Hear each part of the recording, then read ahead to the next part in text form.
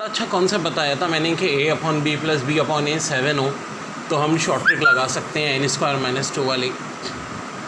तो ये 7 का स्क्वायर 49 - 2 ये 47 हो जाएगा। लेकिन देखो असल आदमी वो होता है जो अपना कॉन्सेप्ट हर जगह यूज़ करे।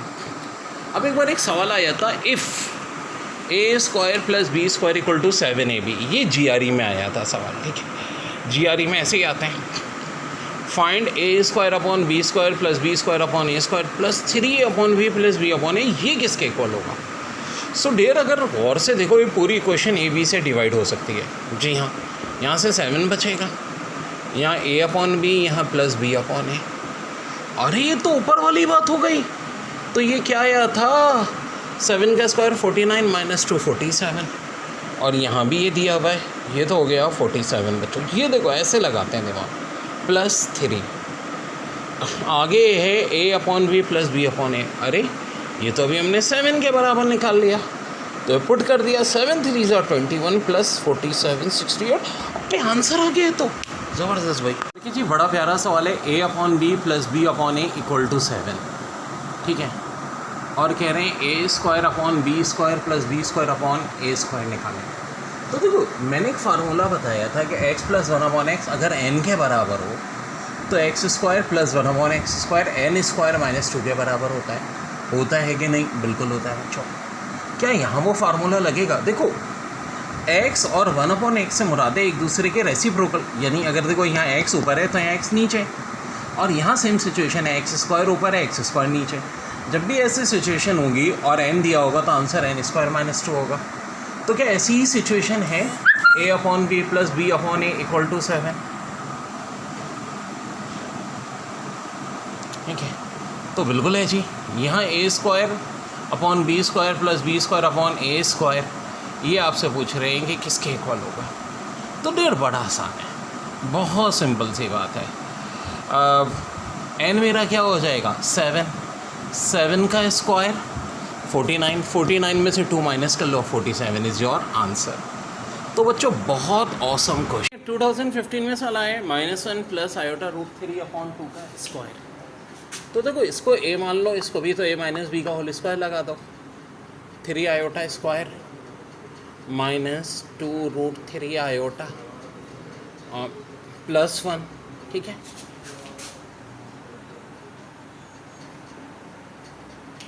अब 3 i² स्क्वायर का मतलब होता है -1 -3 और +1 -2√3 i। चाहो तो यहाँ से -2 भी कॉमन ले सकते हो, 1 + √3 i। अब ये जिस तरह उन्होंने ऑप्शन दिया हो भाई वैसे ही कर लेना। प्रीति साथी स्टूडेंट मुझे कह रही थी कि डिवाइड करना बताए। यार देखो थोड़ा सा दिमाग लगाना सीखो।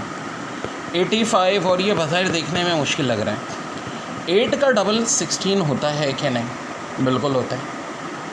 और अगर बच्चों देखो यहाँ क्या है, 5 का डबल 10 होता है। तो अगर यहाँ खाली 80 होता तो 80 का डबल 160 होता। तो भाई ये 160 और 10 170 फ़ौरन दिमाग में क्लिक करनी होती है बातें, और ये जब प्रैक्टिस करोगे मेरे साथ रह के तो होती जाएंगी। और 510 को 170 से डिवाइड करते तो 3 आता, मगर यहाँ 170 नहीं है, 170 का हाफ है 85, तो 6 आ जाएगा, ठीक है। और ये प्रैक्टिस जैसे जैसे करोगे मेरे साथ तो बहुत आसान होता रहेगा यार, टेंशन लेने की कोई बात नहीं है। एक और तरीका भी था, देखो ये 5 के टेबल से कट जाता, यहाँ 17 आता। और जनाब अगर कहीं ज़ीरो, बड़ी ख़ास ट्रिक बता रहा हूँ, कहीं ज़ीरो होता है, ठीक है, तो आप उसे 5 से डिवाइड कर रहे हैं ना, 5 से काट रहे हैं, तो 5 से काट रहे हैं तो सीधी सादी बात है, ज़ीरो है ना तो ज़ीरो गायब हो जाएगा। और 51 का डबल कर दो, 51 का डबल तो बहुत आसान है, 102। अब 17 6 102 होता है, ये तो 17 का टेबल पढ़ा ही है। देखो इस मेथड से भी 6 आ गया है। बहुत बार पेपर में आया सवाल, if a/b + c + b/c + a c/a + b = 1, find a² upon b + c b² c + a c² a + b। अरे ये तो बैंड बचाने वाला सवाल है बच्चों। तो हमने क्या इस्तेमाल करना है, दिमाग यूज़ करना है। वेल a b c तीन अननोन हैं और थोड़ा दिमाग यूज़ करें। क्या करें? देखिए एक तरकीब मैं करता हूँ। कितने अननोन है? 3। इक्वेशन बस एक दी हुई है, ये तो निकालनी है ना। जब ऐसा होता है तो मैं किसी एक नंबर को मेरी मर्ज़ी है 0 मान लेता हूँ। फ़र्ज़ करो सी को मैं 0 मान लूँ। सी को 0 मानने का कोई फ़ायदा हुआ? बिल्कुल हुआ जी। ये हो जाएगा if a/b plus b/a equal to 1। ये पार्ट तो 0 हो गया ना। और फाइंड क्या करना होगा? फाइंड करना होगा a² upon b plus b² a equal to. मसला ये आ रहा है कि अभी भी यहाँ देखिए, ये फाइंड करना है और ये इफ़ है। यहाँ 2 अननोन है, इक्वेशन एक है। तो इसका मतलब क्या है कि क्या दोबारा किसी एक को 0 मानूँ? अब नहीं मान सकता। 0 मानूंगा तो इन्फिनिट आ जाएगा। याद रखो मेरे जादू में एक रिस्ट्रिक्शन है कि इन्फिनिटी नहीं आना चाहिए। तो 0 का अलावा जो मेरा एक और हीरो होता है वो होता है बी को मैं 1 मान लूँगा। जैसे 1 माना इसका मतलब है a + 1/a 1 के बराबर है। ये रिज़ल्ट है मेरा। और निकालना है क्या है मुझे? a² + 1/a। अब ये कहानी आसान हो गई। अब ट्रिक आपको बता चुका हूँ। चाहिए मुझे a की पावर 2 है 1, तो मैं इस पूरे को a से मल्टीप्लाई कर दूँगा। हो जाएगा a² + 1 इक्वल टू a। होगा क्या? नहीं। अब ज़रा ऐडअप करो। ऐडअप करेंगे तो कुछ कटेगा, बिल्कुल कटेगा जी। a कटा, 1 कटा, लेफ्ट पे बच रहा है a² + 1/a, राइट पे बच रहा है 0। वैसे मेरा टारगेट क्या था? टारगेट यही था और मेरा यही आंसर है। ठीक है, इसको ओरिजिनल मेथड से भी करें होएगा, लेकिन 10-15 मिनट में होगा। if a/b + c + b/c + a + c/a + b = 1 और find a² + b + c b² + a c²/a + b। हमने अपनी मैजिक में क्या किया? एक तो c को 0 माना, b को 1 माना, और इससे मेरे पास इफ़ इतना हो गया a + 1/a = 1, और निकालना क्या रह गया? a² + 1/a।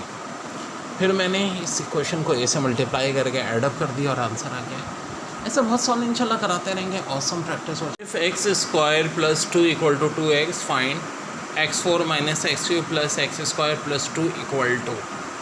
ये कैसे निकलेगा? तो डेयर बड़ा आसान है। अब देखो, क्वेश्चन में x की सबसे बड़ी पावर 2 दी है और जो पूछ रहे हैं उसमें 3 और 4 भी चाहिए। तो मेरी बड़ी आसान ट्रिक होती है, पहले इस सबको मैं x से मल्टीप्लाई कर दूँ। हाँ जी, x³ हो जाएगा, यहाँ क्या हो जाएगा? + 2x, यहाँ क्या हो जाएगा? 2x²। लेकिन हमें तो पावर 4 चाहिए, इसलिए एक दफ़ा और करेंगे मल्टीप्लाई x से। x4 + 2x² = 2x3। बड़ा ऑसम क्वेश्चन है बच्चों, बड़ा ही ऑसम। अब क्या करो? प्लस करके देखो इन सबको। प्लस करते हैं तो यार एक बात याद रखो, यहाँ 2x², यहाँ 2x², कैंसिल होगा कि नहीं? बिल्कुल होगा जी। यहाँ 2x, यहाँ 2x कैंसिल होगा, बिल्कुल होगा। अब देखो यहाँ से क्या बच रहा है? x4 बच रहा है कि नहीं? यहाँ से क्या बच रहा है? x³ बच रहा है कि नहीं? बल्कि नहीं, x³ नहीं बचेगा। देखो यहाँ +x³ है और यहाँ 2x³ है। ये वाला राइट का लेफ्ट पे आएगा तो -2x³ हो जाएगा। यहाँ से बच रहा है -x³। ठीक है, और कुछ बच रहा है लेफ्ट पे? जी हाँ, x² बच रहा है। और कुछ बच रहा है? +2 बच रहा है। राइट पे कुछ बच रहा है? नहीं जी, कुछ नहीं बच रहा है, 0 बच रहा है। ज़रा और से देखो, लेकर क्या आना था? अरे यही तो लाना था, x4 - x3 + x² + 2। ये आ गया। अब पता है लोग क्या करते हैं? x की वैल्यू निकालते हैं, क्वाड्रेटिक ये हो। हमने चुटकी बचा के कर लिया बच्चों। अब बच्चों a/b 3/4 के बराबर है और 8a + 5b बराबर है 22 के। कहते हैं a कितना होगा? तो देखो फिर मैं कह रहा हूँ ये a और b का रेशो होता है, लेकिन फ़र्ज़ करो वक्ती तौर से समझ लो कि a 3 है b 4 है। ठीक है, और मैं यहाँ पुट करता तो देखो 8 3 सा कितना होता? 24 होता। और b को अगर 5 मानता तो 5 4 सा कितना होता? 20। ये तो 44 आ रहा है, जबकि यहाँ क्या है? 22 है। अब क्या 22 और 44 में रिलेशन है? बिल्कुल जी है। 22 44 का आधा होता है। इसका मतलब क्या हुआ? देखो बड़ी ऑसम ट्रिक है। ये a और b की वैल्यू क्या होंगी? इनकी आधी। यानी a जो है वो 3 नहीं होगा, 3/2 होगा, b 4 नहीं 4/2 होगा। तो हमें तो a से सरोकार था, a आ गया 3/2। दोबारा देख लो, a दिया हुआ है 3 के, b दिया है 4 के, 8a + 5b 22 के, कह रहे हैं ए की वैल्यू निकालो। सो ढेर वक्ती तौर पर मैंने कहा कि ए को 3 मान लो, बी को 4 मान लो। देखो कि 22 आता है, अगर 22 आता तो ए की वैल्यू 3 और बी की 4 ही होती, लेकिन ऐसा नहीं हुआ। 22 के बजाय 44 आ रहा है, जो कि 22 का डबल है, या कह लो 22 44 का हाफ है। तो ए की वैल्यू जो है फिर क्या होगी? हाँ जी, 44 का हाफ होता है ना 22, तो ए की वैल्यू 3 का हाफ होगी, यानी 3/2। ओके जी, बड़ा प्यारा सवाल है।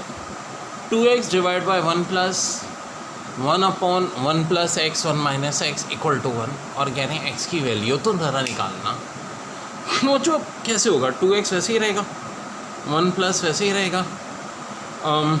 यहाँ देखो एलसीएम लोगे तो 1 माइनस एक्स 1 से मल्टीप्लाई हो जाएगा, minus x plus x cancel, ये 1 है, ये 1 माइनस एक्स डिवाइड है, ऊपर आके मल्टीप्लाई हो जाएगा। एक स्टेप पे नहीं करना, ये 1 है, यहाँ से भी 1 है, ये 1 माइनस एक्स मल्टीप्लाई। अब 1 प्लस 1 2 होता है, इक्वल टू पे 1 है, ये बात जहन में रखो, एक्स की वैल्यू चाहिए। तो बस अगर बड़े आसान सवाल भी आए फर्स्ट पेपर में, 2x upon 2 minus X equal to 1, X की वैल्यू 2/3 आ जाएगी। मतलब एक चीज़ इसे बस ध्यान में रखो कि स्टार्टिंग सबसे पहले ये पॉइंट, फिर ये यहाँ से कैंसिल, ये चीज़ सबसे नीचे, ये इधर ऊपर आ जाएगी, ठीक है। फिर जाहिर सी बात है 1 और 1 को +2 करेंगे, देन क्रॉस मल्टीप्लाई। इतना मुश्किल बहरहाल नहीं। इस तरह से IBM में आया था, if x upon Y equal to 6/5 find x square plus Y square divide by x square minus y square. अब देखो एक चीज़ देखो, क्या यहाँ एक नंबर का डिफरेंस है? बिल्कुल है। जब एक नंबर का डिफरेंस है तो बच्चों हम अपनी मैजिकल ट्रिक से करेंगे, बजाय लंबा चौड़ा ओरिजिनल में जाने के। याद रहे कि x और y के लिए 6/5 नहीं, रेशियो है हमारा। मैजिकल ट्रिक जब होगी तो हम ऐसे कर लेंगे। आप समझोगे बस अब x के लिए 6, y की 5 है, निकालना अब क्या होगा? X square plus Y square divide by X plus Y. जी हाँ, ऐसा तब होगा जब ये एक नंबर का फ़र्क हो। 6 का स्क्वायर 36, 5 का स्क्वायर 25, एक्स या 6, वाई या 5, 61/11। इस तरह से IBM में आया था, if x upon Y equal to 6/5 find X square plus Y square divide by X square minus Y square. अब देखो एक चीज़ देखो, क्या यहाँ एक नंबर का डिफरेंस है? बिल्कुल है। जब एक नंबर का डिफरेंस है तो बच्चों हम अपनी मैजिकल ट्रिक से करेंगे, बजाय लंबा चौड़ा ओरिजिनल में जाने के। याद रहे कि x और y के लिए 6/5 नहीं, रेशियो है हमारा। मैजिकल ट्रिक जब होगी तो हम ऐसे कर लेंगे। आप समझोगे बस अब x के लिए 6, y की 5 है, निकालना अब क्या होगा? X square plus Y square divide by X plus Y. जी हाँ, ऐसा तब होगा जब ये एक नंबर का फ़र्क हो। 6 का स्क्वायर 36, 5 का स्क्वायर 25, एक्स या 6, वाई या 5, 61/11। सवाल है, if a4 plus a³ plus a square plus a plus 1 equal to 0 find a25 plus a15 plus 1 equal to. Okay, थोड़ा सा दिमाग लगाओ। क्या कुछ समझ में आ रही है? एक बात तो तय, यहाँ a25 a15 और 1 चाहिए। चलिए, दिया हुआ a4 plus a³ plus a square plus a plus 1 equal to 0। बाज़ाहिर समझ में आता है कि ट्रायल मेथड शुरू करें, एक ही वैल्यू निकाल के पुट करें। अभी क्या एक पेपर में एक सवाल करके आना है? नहीं ना, चलो बताता हूँ। यार एक बात समझो, 25 भी 5 के टेबल में आता है, 15 भी 5 के टेबल में आता है। अगर कहीं से a5 आ जाए तो मसला हल होगा। यहाँ 4 है तो क्यों ना पूरी क्वेश्चन को a से मल्टीप्लाई कर दो। देखो ना, a4 को करो a5 प्लस a³ को करो a4, a³ plus a square plus a equal to 0। अब देखो, ये भी इक्वल टू 0, ये भी इक्वल टू 0। दोनों जब 0 के इक्वल हैं तो क्या मतलब है? आपस में भी इक्वल होंगे। कौन दोनों भाई? a4 plus a³ plus a square plus a plus 1 equal to किसके होगा? a5 plus a4 plus a³ plus a square plus a होगा क्या? नहीं। अब कुछ काटम काटी हो रही है। जी हाँ, काटी सी से खोलते हैं। a4 यहाँ भी मर गया। a³ ने a³ को मार डाला, a स्क्वायर ने a स्क्वायर को मार डाला, a ने a को मार डाला। a5 बराबर 1 के आ गया। अब a5 बराबर 1 के आ गया तो 25 क्या होता है भाई? a5 की पावर 5, यानी a5 अगर 1 है तो 1 की पावर 5 भी 1 होगा। हाँ जी। a15 क्या होता है? a5 का क्यूब 1 + 1, तो 3 1 है। 1 + 1 + 1 यानी कि आंसर 3 हो जाएगा बच्चों। और ये इस क्वेश्चन का बच्चों सीधा साधा आंसर है।